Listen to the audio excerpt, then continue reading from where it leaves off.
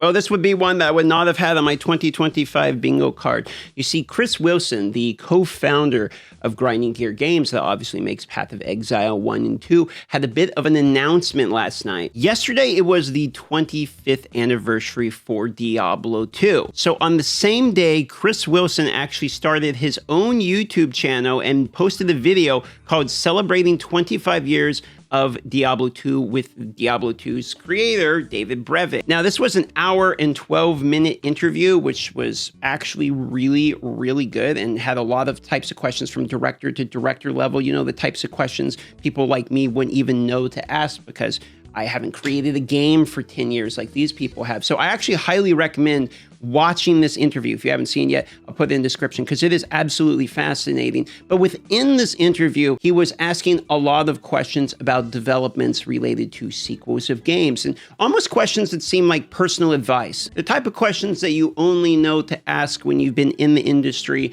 and are asking somebody on a peer level who have both made, phenomenal ARPGs. And those were great. But towards the end of it, he started talking about how he spent a year in retirement, basically, sorting his magic cards and eventually got bored. In fact, he said this. So I spent a year doing that after GGG, and it was relaxing, but I kind of had the itch that I wanted to be creative again. And I wanted to be creative in a way that didn't involve being a CEO of a 200-person company. Like it's a fulfilling job that I felt I did a good job at, but it wasn't really what I was born to do.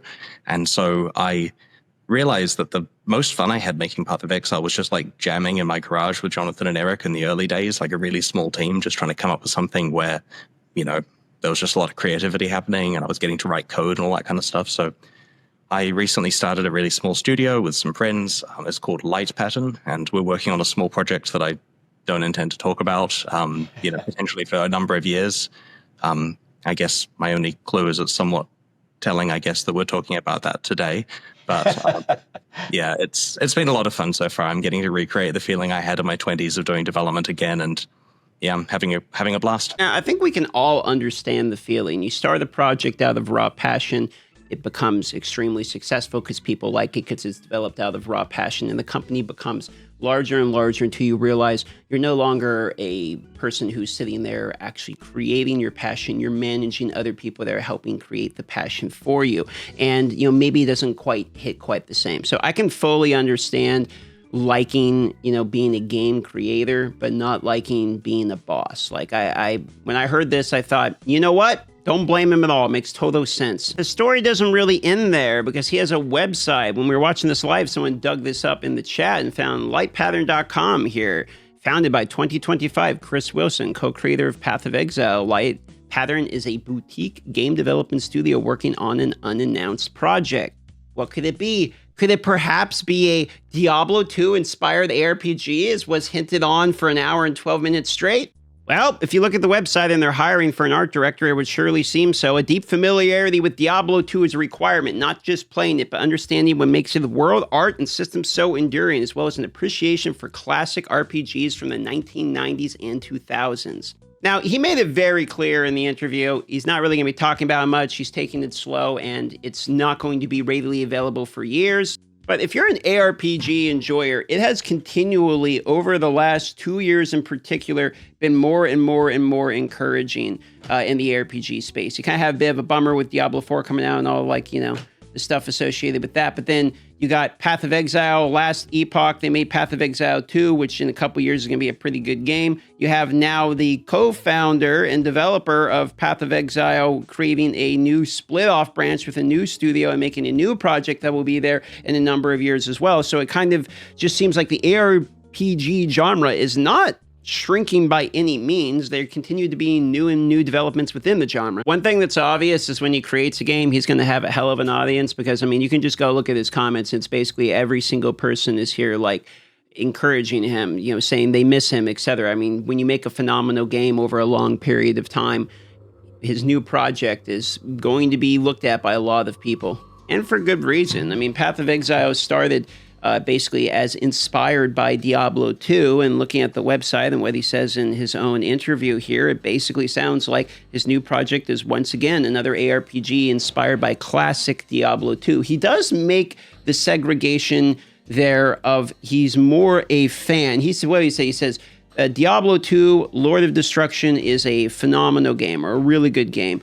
But Diablo 2 Classic is a masterpiece, and he is much more of a fan of the original classic Diablo 2, which would make sense when you look at like the art directors inspired by 1990s, 2000 classic RPGs. It's amazing to me how many of these games get inspired from each other and how much that Diablo 2 is actually inspired within the genre. Obviously, Path of Exile was created as an inspiration from Diablo 2, but also other games like Last Epoch is another notable example that has kind of inspired a lot of other games. Diablo 4 basically took a very similar system from Last Epoch, though you could argue it's basically the Primo system of like empowering one of the stat lines that they have there. The greater affix system is very much a nod towards Last Epoch system, or you could say the Path of Exile one's memory strand system is very similar to the forging potential, for instance. And a lot of these games kind of continually make each other better. But there was something that David Brevik said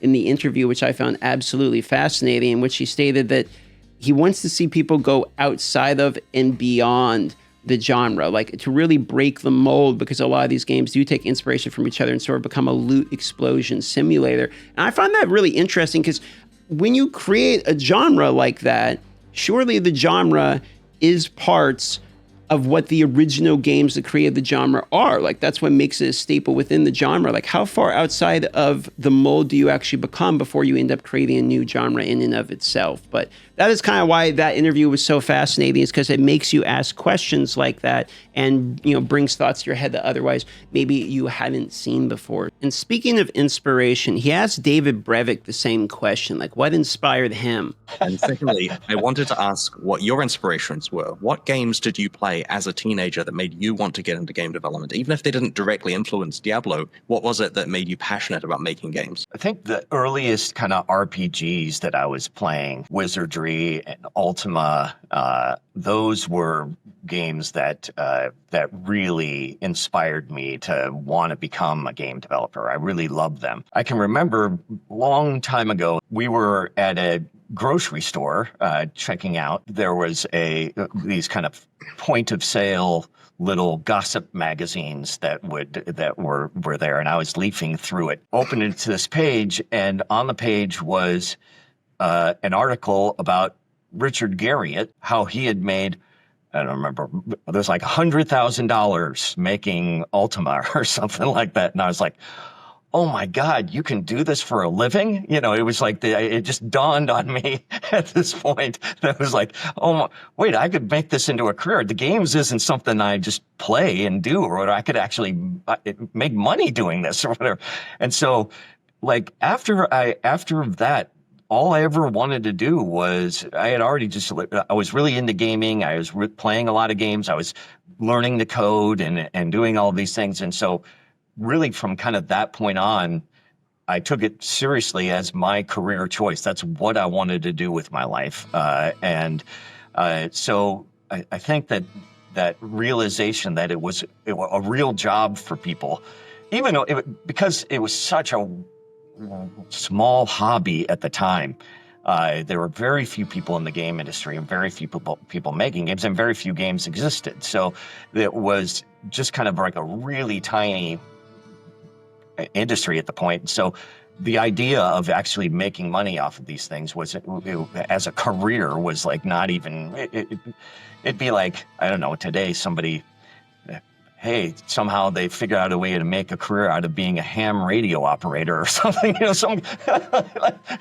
some obscure hobby or whatever. That it's like, oh, wow, that's incredible. It goes on for a little bit longer than this. This is just a 2-minute section I wanted to highlight. And if you want to watch the rest of the answer, I'd recommend going and watching it, the full interview for 1 hour there on Chris Wilson's channel. But I wanted to kind of highlight this section because it's something that I actually find very relatable as someone who has been in a somewhat similar position where I realized I get to do what I do for a job, but also I love doing it. I'm going to play video games literally anyway. And I've watched, multiple friends, other content creators, etc., follow their passions, even family members follow their passions and be able to, find like a completion of life through doing that as well. Kind of a sappy ending here of the video, but that is something I want to leave you with.